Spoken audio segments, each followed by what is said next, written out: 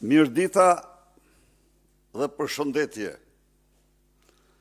të dashur qytetarë dhe qytetarë. Çdo përpjekje, përveç se përpjekjeve tuaja, janë humbje kohe. Sot, më shumë se kur, është fjala juaj, është guximi juaj, është revolta juaj, zemrimi juaj, qëndrimi ndaj padrejtësisë, ndaj vjedhjes, ndaj narkoshtetit, ndaj varfrimit dhe mjerimit nga plaçkitja e kësaj qeverie që duhet të shpëtojë dhe do shpëtojë Shqipërinë. Edi Rama, në vend të dorëheqjes së tij, shetit si i vdekuri me të gjallin, me lubi ballukun,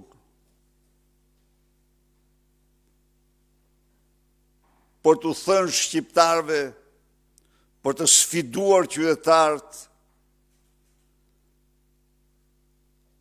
për t'i ofenduar ata, dhe më shumë se ofendim, se unë ju kam plaçkitur dhe do u plaçkis, dhe se mos mendoni kur se drejtësia apo ligji janë për Ramen apo Lubin, por janë vetëm për ata që duan këta të dy.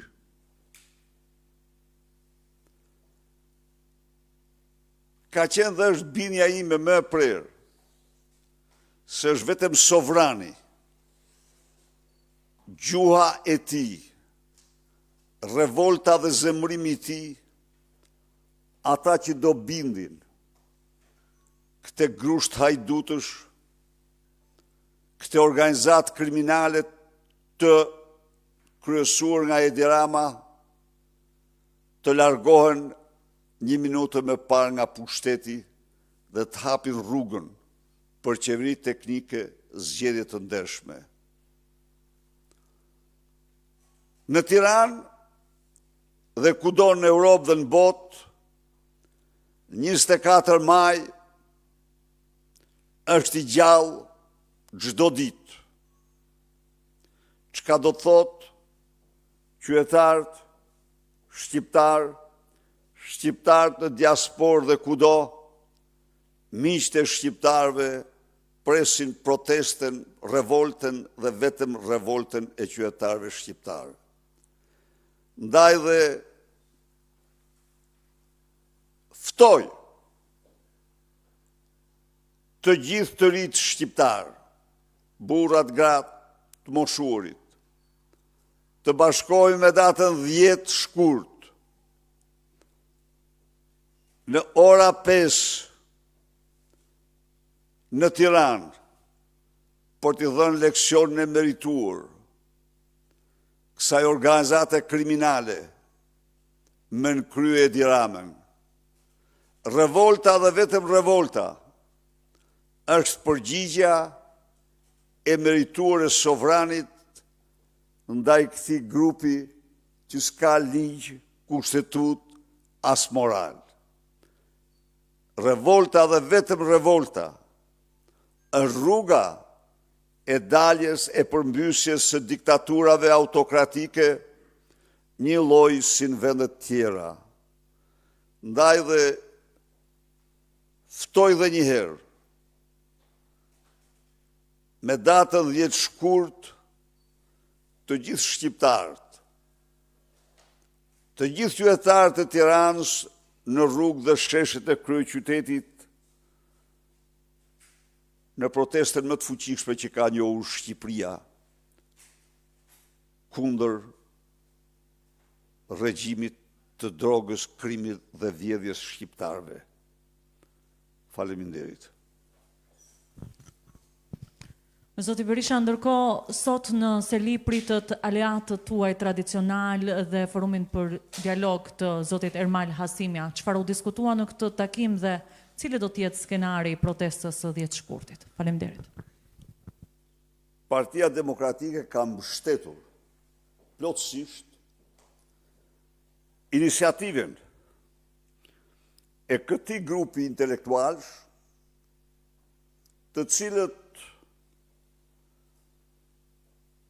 janë të përkushtuar për bashkimin e të gjitha forcave politike opozitare dhe faktorëve të tjerë në betejë kundër të keqes më të madhe që ka njohur dhe ka pllakosur Shqipërinë, kundër Edi Ramës dhe qeverisë së tij. Ne patëm një diskutim të frutshëm si koalicion dhe mund të them se koalicioni mbështet plotësisht nismën e tyre. Skenari i protestës? Urdhoni? Për protestën? Skenari i protestës si do të jetë? Skenari i protestës ditët në vazhdim do azhurnohi me te. Sot është vetëm njoftimi sepse mezi pristin njerëzit datën. Po, absolutisht. Njerëzit me padurim pristin datën e protestës. Dhe u zjat biles pak. Ndërkohë socialistët nuk do t'ju presin më shumë se të hënën për t'ju bashkuar punës për reformën territoriale. Cili do t'jetë qëndrimi juaj, zoti Berisha? Mbrojtja që ata i bëjnë, bllokimi që i bëjnë drejtësisë dhe mbrojtja që i bëjnë vjedhjeve miliardsha të Edi Ramës dhe Lubi Ballukut bëjnë të pamundur çdo formë bashkëpunimi me mandatet e krimit të kësaj mazhorance. Lubi Balluku është historia më e turpshme e një vendi në të cilin kreu i organizacë kriminale përdorë si mburoj atë për të shpëtuar veten e tij. Për të shpëtuar veten e tij. Do por regjistrojeni mundësisht dhe uftoj qytetarët ta regjistrojnë memorin e tyre. Garantoj se sot në planet nuk ka një kryeministër të dytë si Edi Rama, i cili prapa çdo firme të ketë një vjedhje. Nuk ka. Prapa çdo vendimi të ketë një vjedhje. Nuk ka. Nuk ka. Ndaj dhe kjo që shifti me Ballukun ka të bëj vetëm me këtë që thash. Ju morët vesh. 10 ditë më parë i dha vllau të vetë 30 me 2-3 vendime me firmë, nominale, 38.000 metër katror tokë, 37.000. Tokë publike. Pasi ka vjedh vetë bazat e ushtrisë, Limjone me radhë, tani është kthyer reparteve me vllain e vet dhe u rëmben tokën me emër. Me emër. Nuk ka. Në çdo vendim ka vjedhje. Në çdo vendim ka vjedhje, ka plaçkitje. Ndaj dhe ai nuk mundet kursesi të pranoj heqjen të se shkon vetë të shkoj para drejtësisë, po do a çoj sovrani.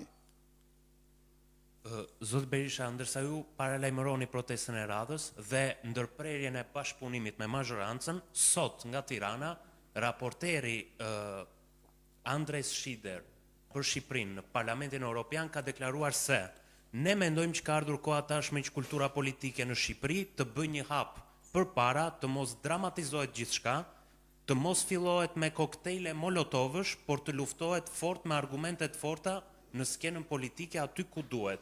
Kjo vlen edhe për opozitën, edhe për qeverinë. Ju si opozitë, si e merrni këtë mesazh? Zoti Shider është një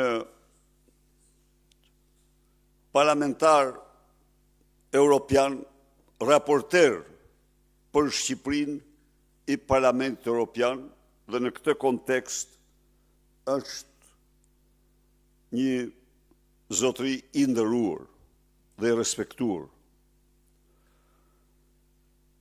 Mendoj se shqiptarët pristin prej tij dhe presin jo vetëm prej tij, por presin nga Brukseli. Kërkesen për të mbrojtur standardin europian, i cili standard edhe 12-13 vite më parë në këtë vend detyronte ministrat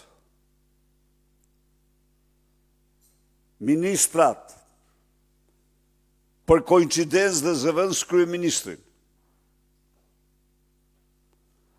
që kërkohej nga prokuroria e imunitetit të dorëzonin imunitetin para se të votonte parlamenti, të dorëzonin imunitetin. Para se të dorëzonte parlamentin. Zoti Shider, për fat të keq, as dhe përfaqësuesi i Bashkimit Evropian, ambasadori Gonzato, madje zoti Gonzato pak më thellë se zoti Shider, por nuk e kërkuan këtë.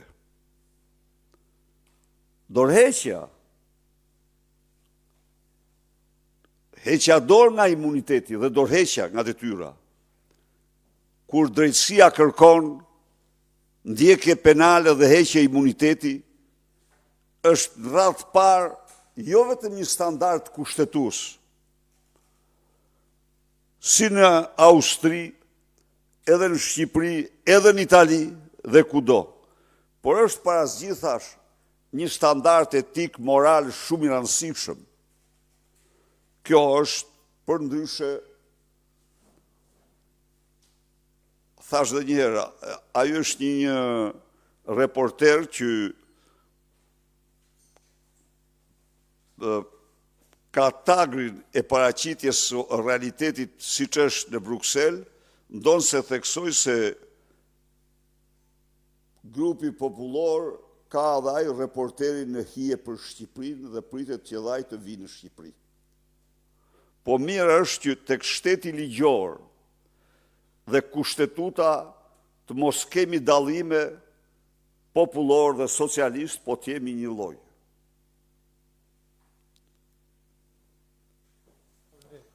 Faleminderit.